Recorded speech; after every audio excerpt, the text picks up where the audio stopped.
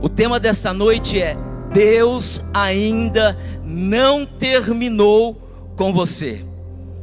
Vamos repetir? Deus.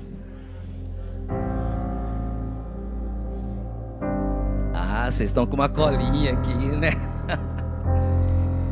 Queridos, quando Deus começa algo na nossa vida,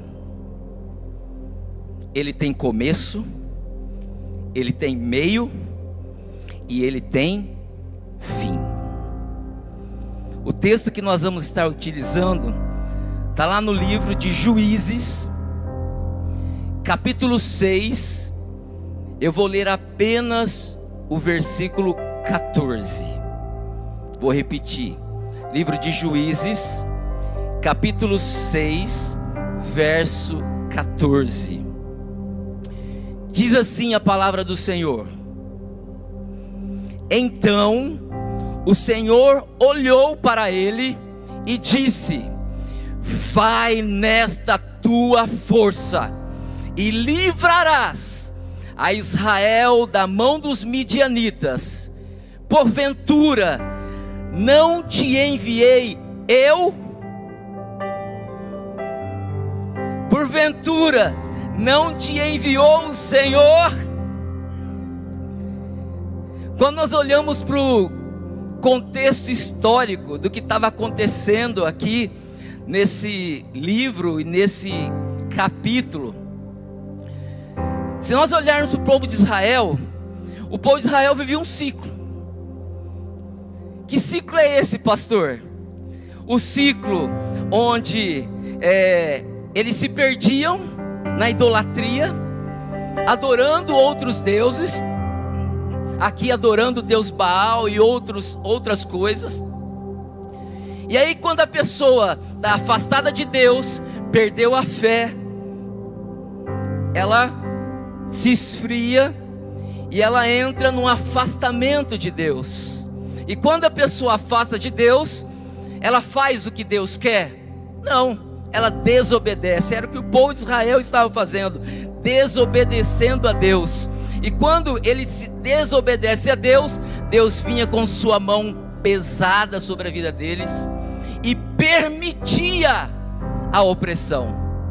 Olha que coisa, tinha uma permissão de Deus sobre eles. E quando a gente está se sentindo oprimido, quando a gente está se sentindo abatido, quando a gente está num período onde nós não conseguimos resolver as coisas, nós dobramos os nossos joelhos e clamamos a Deus. Assim foi o povo de Israel também.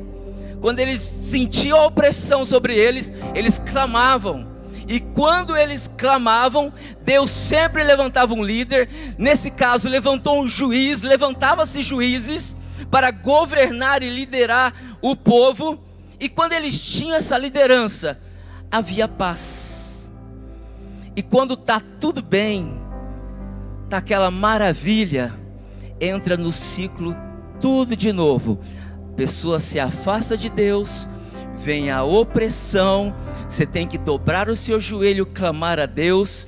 Deus levanta um profeta, um líder, um juiz, te passa a direção, você passa a obedecer e a bênção de Deus é ordenada novamente, no caso aqui, sobre o povo de Israel. Quando nós olhamos para esse livro, Gideão, ele surge na história, num dos momentos mais sombrios do povo de Israel. Por quê? Porque a situação era caótica. Israel havia pecado contra o Senhor e Deus havia permitido que os medianitas dominassem, colocassem opressão sobre o povo de Israel. Imagina você vivendo numa situação dessa. Se nós olharmos o Brasil hoje, nós não estamos muito diferentes do que está acontecendo. Mas Deus permitiu que os medianitas estivessem oprimindo aquele povo. Então, o que os medianitas faziam? Roubavam suas colheitas. O povo de Israel tinha que se esconder nas cavernas, esconder nos vales, porque tudo que eles plantavam, tudo que eles faziam, eles iam lá e roubavam, saqueavam. Então eles tinham fome, estavam passando um período de fome na vida deles. Então o cenário, ele é de opressão, pobreza e um desânimo coletivo que se abatia no povo de Israel naquela época. Esse é o contexto histórico daquilo que a gente quer ministrar. Se nós trazermos para os nossos dias hoje, há momentos na nossa vida, que muitos momentos, não são poucos, que as pessoas se sentem oprimidas, se sentem presas, se sentem fracassadas, sentem-se pequenas, sentem-se incapazes, sentem-se limitados daquilo que Deus prometeu e pode fazer através da sua vida, através da sua família. Se nós olharmos para Gideão, ele não estava num palácio, ele não estava numa casa elegante, ele não estava numa casa chique, ele não estava num altar. Sabe onde que Gideão estava? Estava malhando trigo no lagar, tentando sobreviver. Só quando nós olhamos para Deus, Deus ele não olha para as pessoas pelo que elas aparentam. Deus, ele vai olhar para as pessoas daquilo que elas podem se tornar na mão do Senhor. Ela não vai olhar para você, você é incapaz, você não tem nenhum desenvolvimento de faculdade, você não tem dinheiro, você não tem habilidade, você não tem dom. Não, queridos. Quando Deus olha para cada um de nós, Ele olha naquilo que nós podemos nos tornar nas suas mãos.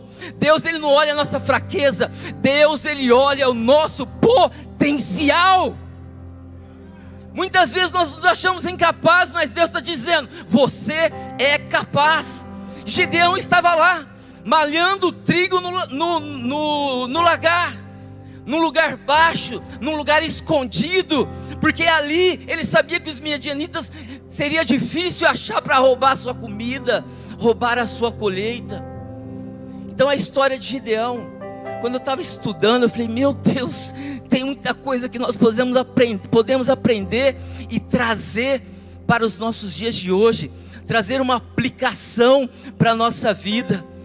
Então, Deus, Ele não termina a sua obra quando nos sentimos fracos. Deus, Ele não termina a sua obra quando nós nos sentimos incapazes. Nesse momento, quando a gente está nessa situação, Deus começa a manifestar todo o seu poder nas nossas limitações. Sou incapaz, não consigo. Deus fala, eu vou manifestar o meu poder na sua limitação.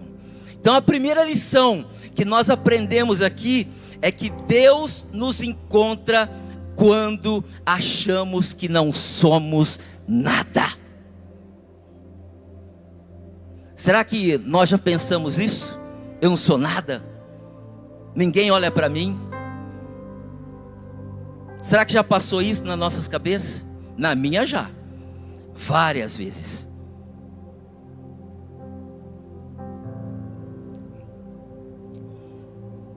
Juízes 6:11 diz assim: então o anjo do Senhor veio e assentou-se debaixo do carvalho que estava em Ofra, e Gideão estava malhando o trigo no lagar para o salvar dos midianitas. Lagar era lugar de malhar o trigo? Não. Onde se malha o trigo? Na eira. Lagar, queridos, é lugar de você pisar nas uvas para gerar aquele mosto para fermentação e para fazer posteriormente um vinho. Ele estava num lugar inadequado, mas ele estava ali não porque ele queria, ele estava ali porque foi necessário, em função da circunstância que ele estava vivendo. A eira ficava em lugar alto, porque era para malhar o trigo. Na eira ia lá malhar, jogar para o alto, o vento ia jogar as palhas fora. Só que ali no lugar alto você é visto, fica presa fácil para roubarem o seu alimento. Então ele estava num lugar baixo, escondido, ali, malhando o trigo no lugar onde se pisa em uva. O que nós entendemos com isso? Gedeão não estava no lugar certo, porque não vivia um tempo normal. Ele estava vivendo um tempo de opressão. Juízes 6, 3 e 4. E sucedia que quando Israel semeavam, subiam os medianitas e destruíam os produtos da terra. Imagina você, está lá produzindo o seu alimento, vem alguém, saqueia. Você vai lá na sua horta, planta o milho, planta o feijão, planta o arroz, você espera lá o ciclo para o crescimento, e quando você menos espera, aparece o saqueador e saqueia tudo que você tem. Trazendo para os nossos dias, você constrói sua casa, compra sua televisão de 80 polegadas, né? Compra o seu celular, compra o seu carro, e daqui a pouco entra um saqueador e leva tudo. E não era uma vez, era um ciclo. Eles estavam ali todo tempo, todo momento, saqueando tudo aquilo que muitas vezes você está construindo com o seu suor, com o suor do teu trabalho, e quando menos espera, vem o saqueador roubar aquilo que Deus te deu, aquilo que você trabalhou para conquistar. Então, Deus, queridos, Ele vai iniciar grandes obras, exatamente em momentos de medo, anonimato e baixo autoestima. Quando você está lá, iniciando a depressão, querendo se trancar num quarto, achando que o mundo não gosta de você, que você é o menor de tudo, que é incapaz, Deus, Ele quer iniciar uma grande obra através da sua vida. Gideão, ele podia estar escondido. Você talvez está escondido. Gideão estava escondido, mas Deus estava presente. Você pode estar no seu quarto, pode estar lá trancado no seu carro, mas Deus está presente. Você pode sumir da presença de todas as pessoas, dos seus pais, dos seus amigos, dos seus parentes, mas Deus sempre vai estar presente, querido.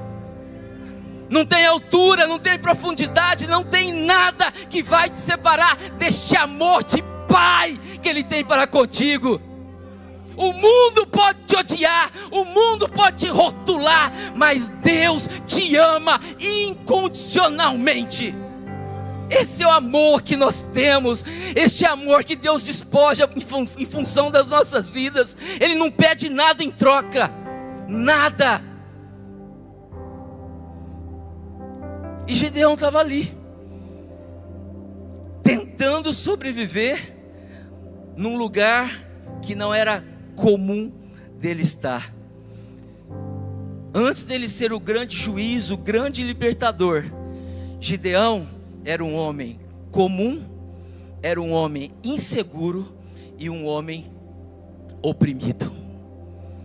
Talvez você está se olhando, eu sou uma pessoa comum, ninguém me nota. Talvez eu não estou no meu melhor momento emocionalmente. Sou uma pessoa indecisa, sou uma pessoa insegura. Mas é neste momento que Deus vai olhar para você e dizer: filho, filha, é com você que eu tenho uma obra. É com você.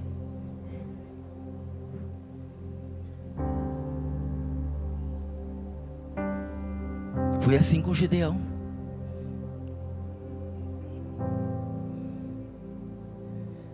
Deus, queridos, Ele não vai esperar você sair do seu medo. Ele não vai esperar você sair do seu desespero. Ele vai te chamar em meio ao medo, em meio ao desespero, em meio a qualquer situação. Porque Deus, Ele não vai chamar pessoas que estão nas vitrines. Deus, Ele vai chamar pessoas que estão em processos. Quando Deus te chama, Ele não te chama para o produto final. Quando Deus te chama, Ele te chama para o processo. Ele não vai chamar você para ser um pastor. Ele vai te chamar você para ser um voluntário, para passar pelo processo até chegar a ser um pastor. Ele não vai te chamar você para você ser um ministro de louvor. Não, Ele vai te chamar para você entrar numa sala profética. Tem um processo na vida. Ele não vai te chamar para você ser um executivo, ser um gerente, não. Você vai entrar numa operação, vai aprender o que é ser um operador, vai estudar, vai se capacitar e Deus vai te colocar por cabeça. É necessário a gente aceitar os processos da nossa vida, queridos. Uma folha de papel, antes dela ser papel, ela foi uma árvore. Passou por um picador, onde ficou tudo pequenininho. Foi picado, foi esmagado. Depois passou por um processo de pressão, de cozimento. Depois vai ser branqueada, vira celulose. Depois que ela vai ser papel. Não tem como eu chamar uma folha de papel sem que ela passe por processo. Assim é minha vida, assim é a sua vida. Nada vem de graça, tudo tem processo nas vidas. E nós temos que ter a disposição de dizer: Pai, eu quero passar pelo processo, assim como a azeitona passa para virar o nosso óleo, para virar o azeite. Nós não temos que ser covardes, querido.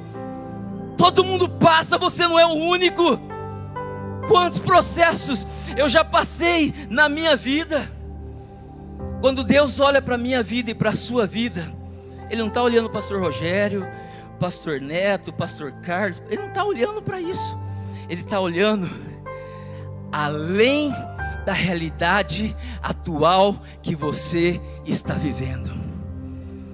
A gente pinta um quadro, mas Deus, Ele já está vendo lá na frente. Nós não temos essa visão, mas Deus tem. Sempre Ele terá, porque a nossa visão é limitada.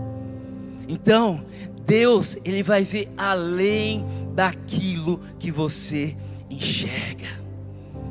Juízes 6:12 diz: o Senhor é contigo, homem valoroso. Como que Gideão se sentia? Ah, Senhor, a minha tribo de Manassés é a menor, é a pequenininha, e eu sou mais novo. Por que comigo? Por que que eu tenho que ser o que vai enfrentar uma batalha?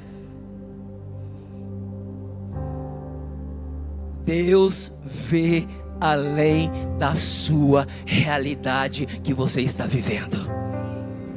Eu não sei qual é a sua realidade hoje, mas Deus sabe. Só que Ele sabe qual é o seu futuro. Ele sabe qual é o potencial que você tem para estar lá na frente. Gideão estava com medo? Estava. Gideão estava se sentindo incapaz? Estava. Mas ele foi com medo mesmo. Ele obedeceu. Nós não temos que discutir com a voz de Deus baseando-se em nossas emoções. Se a gente for gerar uma discussão com Deus baseando em que nós sentimos, a gente só vai falar aquilo que não deve. Imagina um escultor, quando ele olha para uma pedra bruta, ele já está vendo a escultura que vai ser feita lá.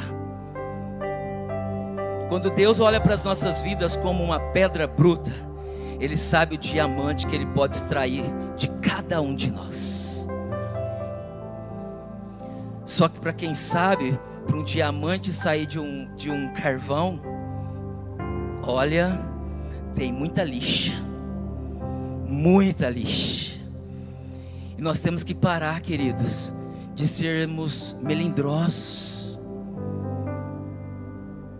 Hoje nós vivemos uma geração que você não pode chamar atenção de nada, que a pessoa já fica machucada, já fica ferida. Ou você tem que estar pronto para o processo, tem que estar disponível para o processo. O processo dói, mas nós temos que estar ali, porque sabemos que lá na frente nós seremos aquilo que Deus planejou para nós. Nós temos que dizer: eis-me aqui, Senhor. Estou sofrendo hoje, mas amanhã eu vou viver a bonança. Estou abatido hoje, mas amanhã eu vou viver a sua alegria. Hoje eu não sou próspero, mas amanhã eu vou viver a prosperidade que a tua palavra nos ensina. Hoje eu sou um operador de fábrica, mas amanhã eu vou ser um executivo. É nós queremos, desejarmos, não nos trancarmos num quarto e não querer fazer nada. Mesmo quando você duvida, querido, Deus vai continuar a sua obra, porque Ele não está baseando-se nas nossas emoções, Ele está baseando na promessa e no propósito que Ele tem nas nossas vidas. Se for necessário Ele colocar um anzol e vai para cá, Ele vai fazer, porque Ele tem o controle de todas as coisas, está nas mãos dEle. A segunda lição que eu aprendo: Deus continua a obra, mesmo quando você não acredita, quando você duvida, quando você fica totalmente, sei lá, sabe aquele negócio? Vamos ver. A gente tem essa mania, né, brasileira? Você, eu tô com uma ideia maravilhosa, vamos fazer, vamos ver. Já jogou um balde de água fria naquilo que a gente está pensando e planejando, né? Mas uma coisa te falo: a sua insegurança não vai cancelar o chamado divino que Deus tem sobre a tua vida.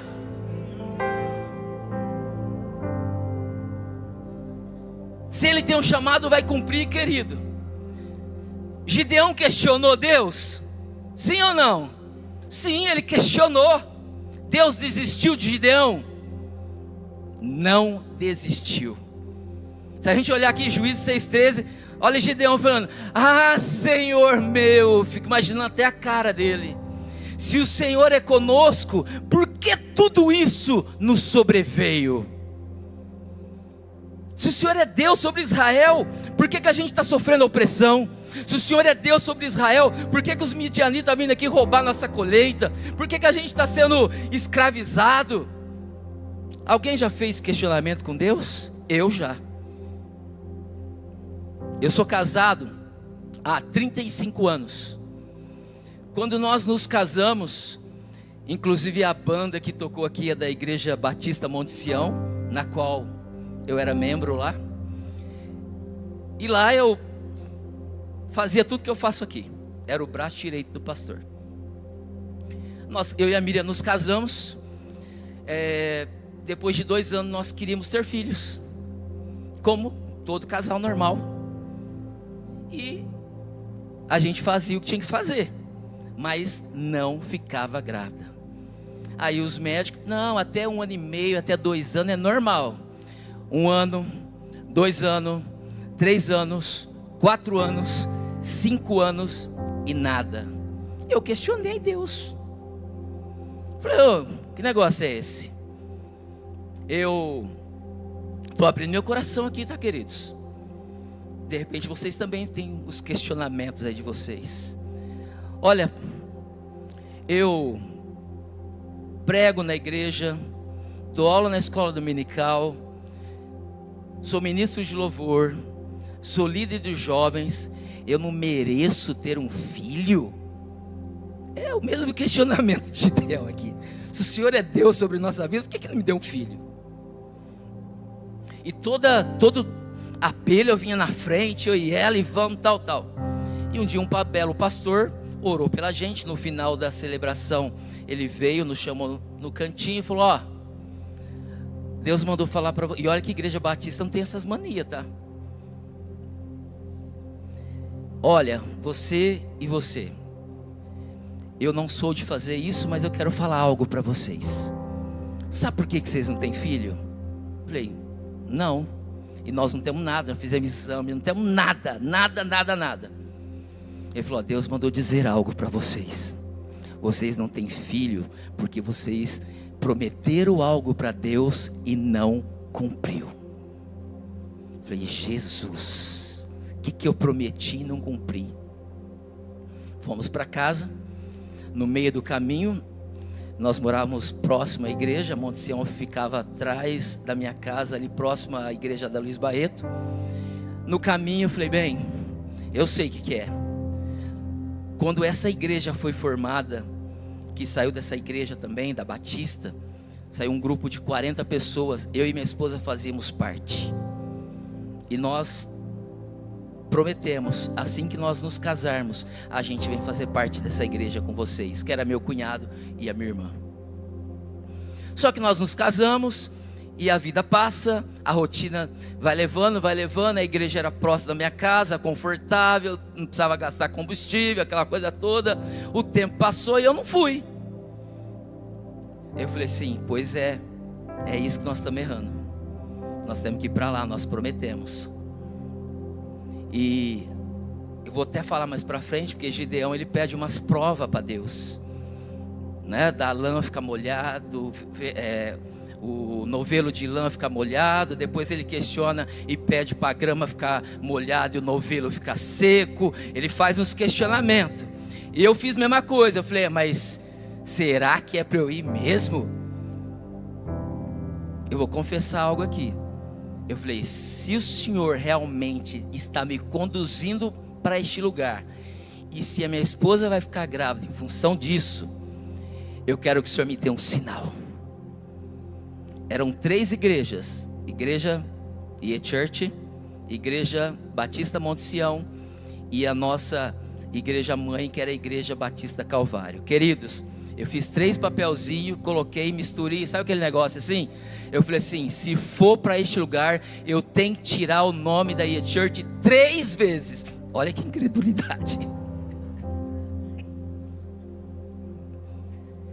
Tirei a primeira E-Church. Fechei, falei, agora. Tirei a segunda E-Church. Mexi, tirei a terceira E-Church. Falei, agora. Fomos, conversamos com o nosso pastor, choramos junto, oramos juntos. Ele nos abençoou e nós fomos. No mês que nós fomos para lá, a minha esposa ficou grávida. Então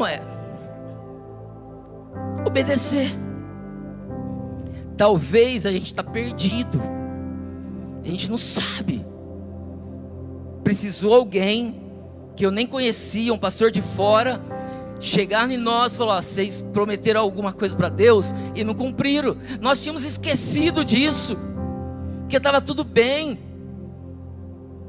Mas um ato de obediência foi uma chave para a liberação de uma bênção sobre as nossas vidas.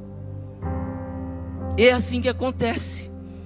Gideão também fez a mesma coisa, tá? Falei, graças a Deus que alguém na Bíblia fez também. Mas foi uma prova. Talvez a gente está cheio de dúvida, né? Mas não podemos nos afastar de Deus. O fato de não recebermos aquilo que a gente quer, não nos dá o direito de nos afastar de Deus.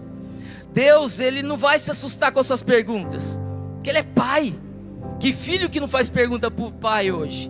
Acho que essa geração Y que vem vindo aí é a geração mais questionadora, que fazem pergunta e os pais têm que estar ali afiado para responder, porque senão eles põem a gente no chapéu. Então Deus não vai se entristecer com as suas perguntas, Ele vai se entristecer com a sua desistência. Eu poderia ter desistido, não vou não quero nem saber tal. Talvez eu não teria o Felipe e a Júlia até hoje. E estava tudo bem. Não sei. Então, eu estou fazendo muita pergunta para Deus. Pode fazer, querido. Pode questionar Deus. Ele vai te dar uma resposta. Ele fala.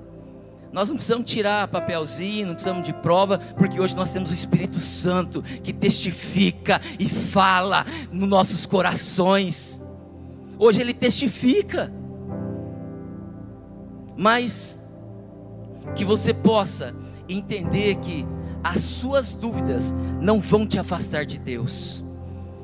o que vai entristecer o coração de Deus é a sua desistência. Então, Deus vai te enviar com medo mesmo. Alguém conversou comigo de medo. Olha, não sei se você está aqui, mas Deus vai te enviar com medo mesmo. Amém? Amém? Juízes 6,14 diz assim, ó: virou o Senhor para ele e disse: vai nesta tua força e livre Israel das mãos de Midian, porventura não te envio eu? Querido, talvez você está fraco, vai nesta tua força. Eu estou com medo, vai neste teu medo. Eu sou incapaz, vai nesta tua incapacidade, porque você não está indo por você mesmo, você está indo debaixo de uma palavra, debaixo de um poder, debaixo de uma autoridade do Deus Todo-Poderoso, que abre portas, que fecha portas, que sara, que cura, que prospera. Esse é o nosso Deus. Temos que ir assim mesmo, queridos. Não é uma força natural, é uma força que vem em função da obediência. Talvez a gente quer lutar com o nosso próprio braço. Não, eu recebi uma bênção em função de uma obediência, mas alguém teve que me lembrar, porque eu por mim mesmo já tinha me esquecido. Então Deus, Ele nunca vai esperar você se sentir pronto. Sabe por quê? Porque Ele espera você só obedecer. Ninguém está pronto. O que Deus já mandou você fazer, que você ainda não fez. O que Deus pediu para você, que você ainda não obedeceu. O que Deus mandou você falar, que você ainda não falou. O nosso ministério começa dentro de casa, dentro do casamento. O que você tem que falar com a sua esposa que você não falou? O que você tem que acertar com o seu cônjuge que você não acertou? Como você está tratando o seu cônjuge? A esposa, o marido. Seu primeiro ministério se chama lar. É ali. Como tem sido o seu comportamento dentro da sua casa? Tem sido um homem sacerdote, aquele que protege, aquele que guarda, aquele que ama? Ou tem sido aquele que é negligente, autossuficiente, escravizando a esposa? Como você tem sido? Ou a esposa que quer tomar o papel do marido, autoritária, a que quer mandar em tudo, que não para de falar um minuto? Como tem sido?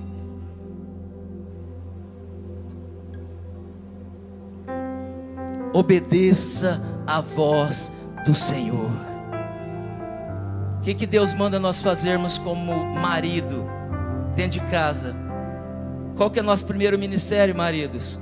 Amar a nossa esposa como Cristo amou a igreja. Tem maridos apaixonados aqui? E a esposa, qual é o mandamento dela? Elas não gostam muito disso, né? Mas quando eu falo que a esposa é uma auxiliadora, é aquela que cerca, aquela que cuida, aquela que está ali, ó. Eu sempre falo que a auxiliadora, ela é muito mais capaz do que aquele que protege, porque ela sabe fazer tudo. Ela tem o controle de tudo. Deus dotou a mente dela para ela fazer 1000 coisas ao mesmo tempo. O homem não, é uma coisa de cada vez.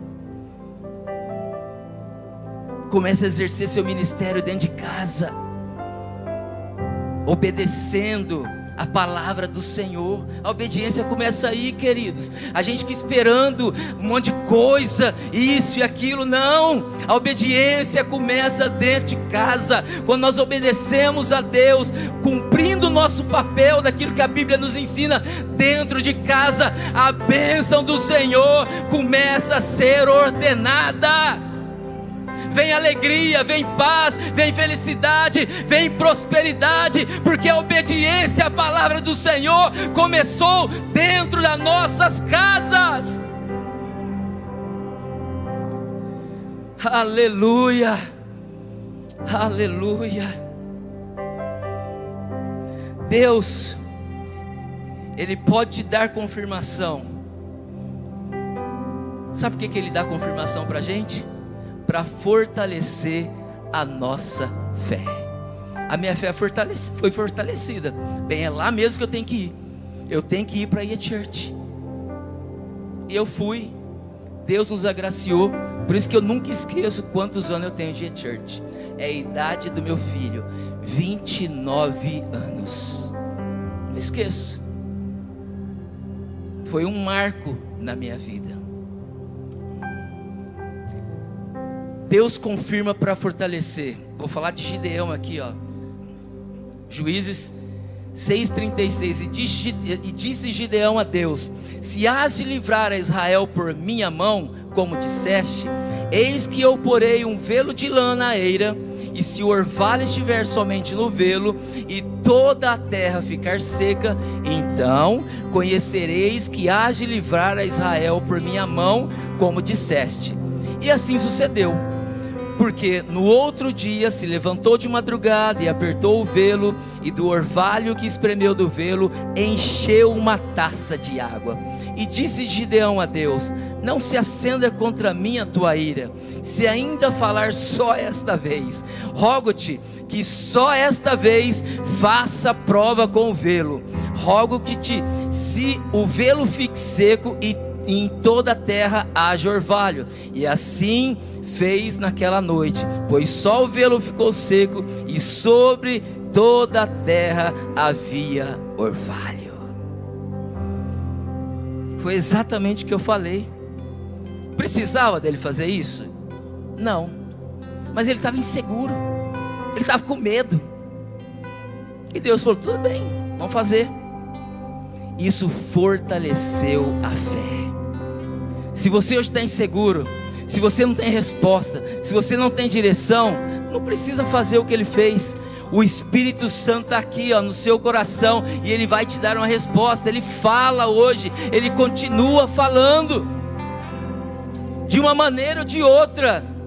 Eu estava vindo uma vez na igreja, à tarde, eu estou aqui na igreja, e eu lá chorando no meu carro, clamando algo para Deus, e Deus, através não sei do que, se era música, se era resposta, eu liguei o rádio. Deus disse assim: filho meu, não temas, eu já tenho a resposta, o decreto no céu já foi batido o martelo, enviarei os meus anjos na terra para te honrar. Eu não sei de onde que veio isso, que música que era essa, não sei que palavra, eu até desliguei, porque eu falei: que medo. Porque eu pedi uma resposta para Deus. Falei: Senhor, fala comigo, eu quero uma resposta. E eu liguei, como eu ligo sempre, eu ponho uma música evangélica ali, e tocou isso, e ficava repetindo isso. Deus continua falando. Ele não parou de falar. Deus continua falando, porque Ele quer te sustentar, Ele quer que você fortaleça a tua fé, Ele quer que você cresça, Ele não quer que você se anule. João 16:3 diz assim, ó: quando vier aquele Espírito de verdade, Ele vos guiará em toda a verdade. O Espírito Santo já veio, o Espírito Santo já está aqui, Jesus Cristo já está nos céus, mas Ele não nos deixou órfãos. O Espírito Santo está aqui neste lugar, pairando neste lugar, e Ele está nos conduzindo com a verdade, que é a palavra do Senhor, e Ele quer te direcionar em caminho de paz, em caminho de prosperidade, em caminho de saúde, em caminho de vitória. Ouça, igreja, a voz do Espírito Santo. É Ele quem fala conosco hoje. Aleluia. Gideão, no Velho Testamento, ele pediu sinais visíveis, mas hoje nós somos guiados como filhos amados do nosso Deus. Sabe, o método pode mudar, mas o caráter de Deus, Ele sempre permanece. Ele sempre vai guiar os seus escolhidos, Ele sempre vai guiar os seus filhos, porque Deus não confunde quem Ele chama. Deus, Ele guia. Ele não vai te deixar confuso, Ele vai te guiar. Sabe como uma água flui no rio? água encontra pedras? Encontra. Encontra declives? Encontra. Encontra corredeira? Encontra.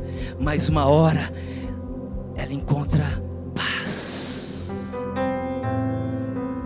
Por pior que seja esse curso do rio, com pedras, com obstáculos, vai chegar um momento que ela vai encontrar águas tranquilas. Talvez a sua vida está encontrando pedras, obstáculos, problemas, situações, angústias, tristezas, mas vai chegar as águas tranquilas. Vai chegar. Tenha paciência, permaneça na posição, não pare, não desista. As águas tranquilas chegará. E terceira e última, Deus conclui a obra mostrando que o poder é dele.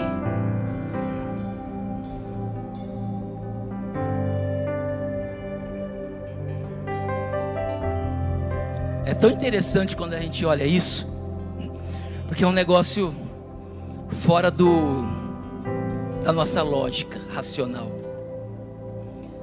A palavra de Deus em Juízes 7:2 diz assim: e disse o Senhor a Gideão: muito é o povo que está contigo, para eu dar aos midianitas em sua mão, a fim de que Israel não se glorie contra mim, dizendo: a minha mão me livrou.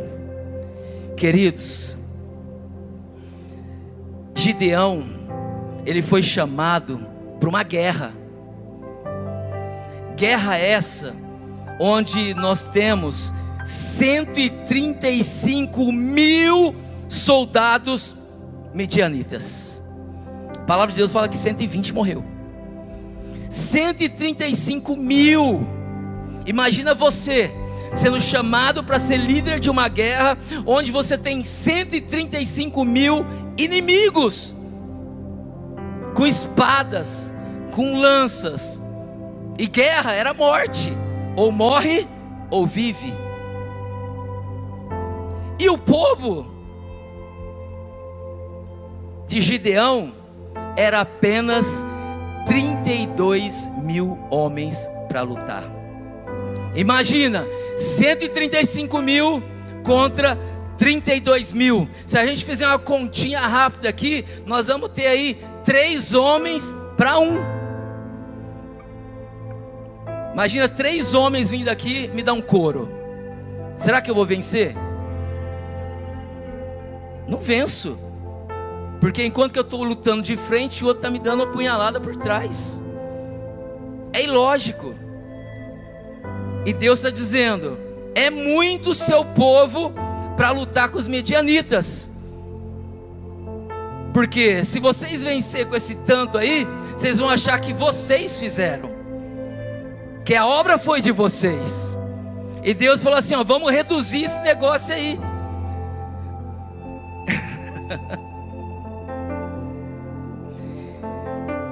Sabe, Deus, Ele não vai medir nunca a vitória pela quantidade que você tem na mão. A sua vitória nunca vai ser medida pela quantidade de cursos de faculdade e graduação que você tem. A sua vitória, ela nunca vai ser medida pela força do teu braço. Porque nós seres humanos, nós temos essa tendência. E Deus não divide a sua glória.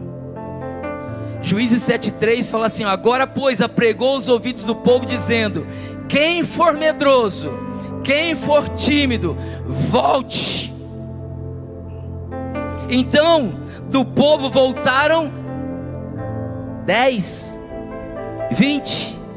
Queridos, voltou 22 mil. De 32 mil, 22 mil foram embora, porque estava com medo, não queria morrer. Enfim, voltaram. Ele ficou apenas com 10 mil homens. Se era 3 para 1, agora ficou quanto? 10 para 1. Não tem jeito. Era permitido naquela época os medrosos, tímidos ir embora, tá? Tinha uma lei lá em Deuteronômio 28. Era uma cultura, a lei permitia que os medrosos não fossem à guerra. Tinha direito. Eu tenho medo, tem medinho. Tem medrosos aqui?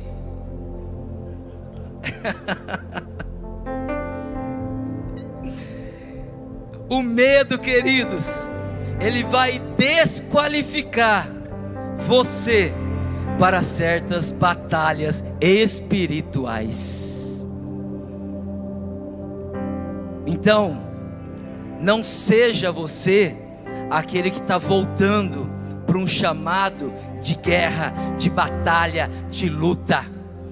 Sem batalha, sem luta, não temos conquista e não temos vitórias. Não seja você parte desses 22 mil que voltaram. Eu estou com medo. E Deus continua uma terceira chamada. Juízes 7:6. O número dos que lamberem a água foi 300 homens. Deus deixou. Eu fui nessa fonte. Eu fui até Israel, numa viagem que nós fizemos. Nós fomos na fonte de Gideão. É uma caverna. O negócio está jorrando lá até hoje. E eu abaixei igual aos 300. Eu não pus a boca lá na fonte e lambi como um cachorro. Não, porque Deus falou assim, ó, desses 10 mil, você vai separar 2 grupos. O primeiro grupo, aqueles que abaixarem, e dá para abaixar e pôr a boca, porque sabe aquela água que fica flotando assim? É um negócio que dá vontade de pôr a boca mesmo. Igual aqueles bebedouros que a gente espreme, que a água você vai e toma. É parecido, a água fica assim, ó. Só se fizer assim, você consegue beber. E água geladinha, um pouco saloba, mas é uma água geladinha. Falou, então todo o pessoal que baixar e colocar a boca direto nessa água, você separa. Aqueles que abaixarem, pegar na mão e levar para a boca, você separa. Sabe quantas pessoas pegaram ali na fonte e trouxeram para a boca? Somente 300. De 32 mil, Deus foi reduzindo através de testes para ficarem 300 homens. E agora, se a gente voltar na nossa conta, 300 homens para 135 mil, quantos homens ficou para cada um? 450 homens para um. Imagina 450 pessoas me dando um coro. Imagina todos vocês aqui vindo para me bater. Eu vou ganhar? Não, possível. É uma coisa impossível. Eu imagino a mente e a cabeça de Gideão. É impossível nós vencermos. Talvez ele pensou até em desistir, mas ele estava debaixo de um sinal. 2 sinais, aliás, ele pediu. Se o Senhor é comigo, mostra aí que o velo vai ficar seco, ou mostra que o velo vai ficar cheio de orvalho. Ele estava debaixo dessa palavra, ele estava debaixo desse sinal, mas lá no íntimo, eu não vou conseguir, são 450 homens para um homem. Como que nós vamos vencer esse negócio? Talvez hoje você olha para a sua vida, não tem jeito, pastor. Os problemas são tantos que eu estou afogado nesses problemas. Não tem mais condição. A situação é tão crítica, tão caótica, que não tem mais jeito. O meu filho não tem mais jeito, já está perdido. O meu marido não tem mais jeito, já está perdido. A minha esposa não tem mais jeito, já está perdido. A minha conta bancária não tem mais jeito, eu estou falido. É o mesmo pensamento de Gideão. Se olhar para a sua situação, fazer uma análise, é caótico, já acabou, não tem mais jeito. Queridos, eu te digo, tem jeito sim.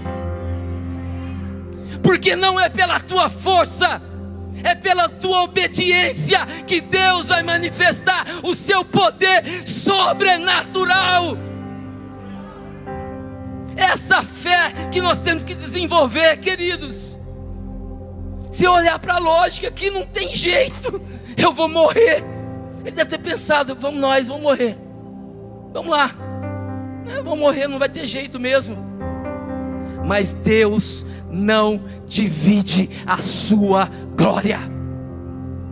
Você pode bater no peito achando que é a última bolacha do pacote. Você não é a última bolacha do pacote. Deus não divide a sua glória.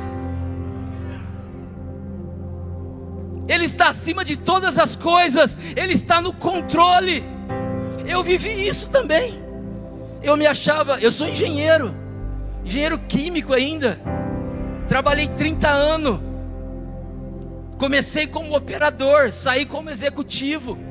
Meus 2 filhos preparados para entrar numa faculdade. E eu falei, minha esposa, quando eles entrarem na faculdade, eu banco a faculdade deles e você mantém a casa. Foi o nosso trato. Na capacidade do recurso financeiro que eu tinha. Deus te chama para os processos, lembra? Acho que Deus falou assim, eu vou ver se é isso mesmo. No ano que meus 2 filhos passaram em faculdade particular, um em medicina e outro odontologia, os 2 no mesmo ano, iniciando o mesmo ano, na primeira semana de faculdade, eu fui demitido. Falei, pronto, acabou o mundo. Foi igual o Gideão aqui. Cheguei em casa, falei para minha esposa, falei, e agora? O que nós vamos fazer? Vamos cancelar a matrícula dos meninos, porque não tem como pagar. É caro. Eu nem vou falar o valor aqui, senão vocês vão assustar.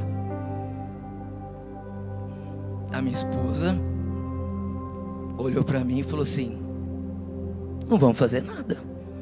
Vai continuar tudo do jeito que está. Se Deus abriu a porta, Ele vai sustentar. Simples assim, queridos. Poderia ter entrado em desespero? Poderia.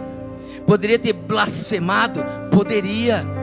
Poderia ter reclamado, Senhor, mas tudo que eu fiz, tudo que eu planejei até agora, nossa vida foi planejada para isso, e o Senhor puxou meu tapete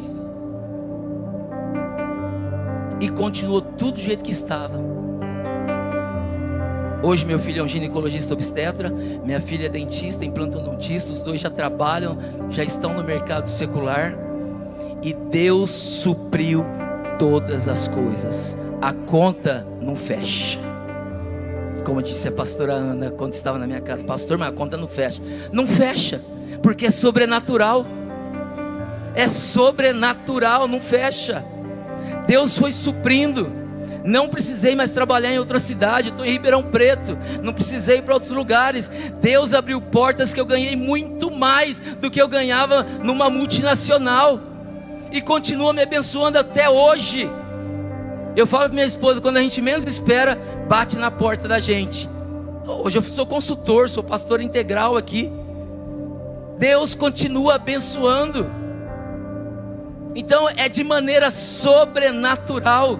E se nós olharmos aqui para essa história, a guerra não foi vencida na luta. A guerra foi vencida de forma sobrenatural. Primeiro, Deus confundiu esse povo.